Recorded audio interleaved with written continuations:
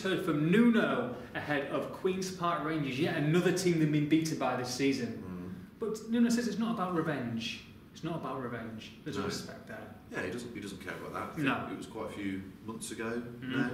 The only QPR games that we're looking at are the last few weeks, of which they're a very consistent average team, to be honest. So if he can exploit some of their weaknesses and Wolves play to their potential, then that's what he'll try and do. But he'll give them respect, of course. That'll still be in the back of the mind, and he's going to expect a physical test as well. Aggressive, physical. Yes. Wolves, Wolves haven't fared too well against those kind of teams sometimes, mostly earlier in the season. Getting better.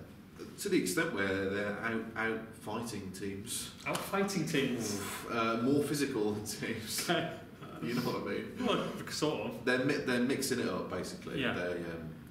They can win games in a variety of different ways. We've seen, free-flowing, passing moves, cutting through a defence. Bear with me. It's Friday. We've seen them sitting deep, hitting teams on the counter-attack, being slightly more direct, being physical.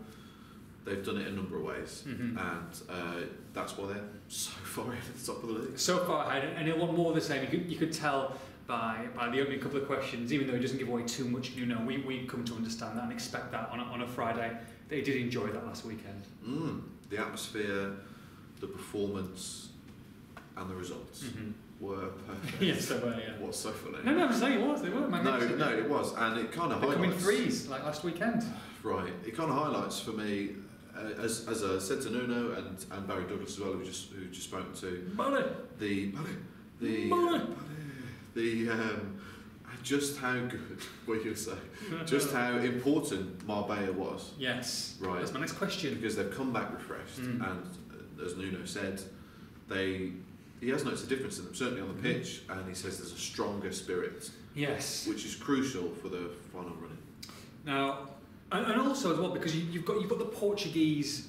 What might be a clique potentially, you know what I mean? But he says that he says they're all friends. They're all good. I know it's nice when they're winning at the top of the table. Everybody, it's a good atmosphere, isn't it? Whereas if you're bottom, it's a bit of a different story. But he says that everyone gets on well, everyone socialises. I think that's a very important part of a team structure.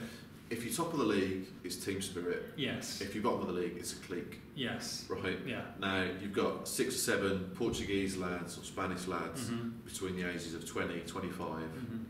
They're in England. Yes. They're going to hang around together. Of course they are. Right? So that's, of course, there's nothing wrong with that. If I'm in Portugal with you, I'm not hanging around with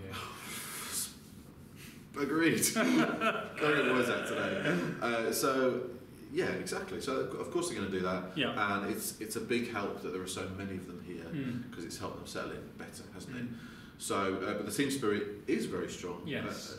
They're all a kind of a similar age group, except for the granddad, John Ruddy, 31. I think next oldest is Barry Douglas, 28. So no, they're all a likeable group, looking to make a name for themselves at a decent age, and having the time of their lives. Absolutely. Nuno also said as well, it's not just on the field and training, but he's very much into his sports science and team. We spoke about that briefly, but that's definitely an aspect of the game that you can see he enjoys. He's got a really good team behind him. Yeah, well, I've put to him, touch wood, the injury record this season is superb. Yes. Sace is out at the moment and is still a doubt for tomorrow, but you look at that squad, Fossaway, that's it. I know. Really? There's, again, Touchwood Neves hasn't missed anything. Jota? Nothing. No. Well, that's incredible. Cavallero's been fine. Yeah. The wing backs, Douglas had a little spell out, but Doherty's been fine. Yeah. So the injury record is fantastic, and that's no coincidence, is it? Correct. As I said to him, and he wouldn't really go into it because he didn't want to give away secrets, but yes, this is something that he's taken a keen interest in throughout his managerial career. Yeah. And he's enacted it at Wolves, and they put so much into injury preparation, is what he said.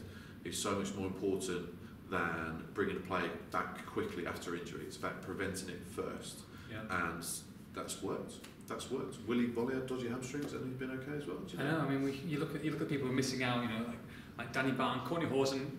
2 or 3 months ago, well, someone's going to get injured. They'll get a chance. They'll get back in. But someone like Courtney Hawes just can't get a game. Just briefly the story today about him potentially in talks for the new contract, and I think it would be a good move by Wolves, even though he's not playing.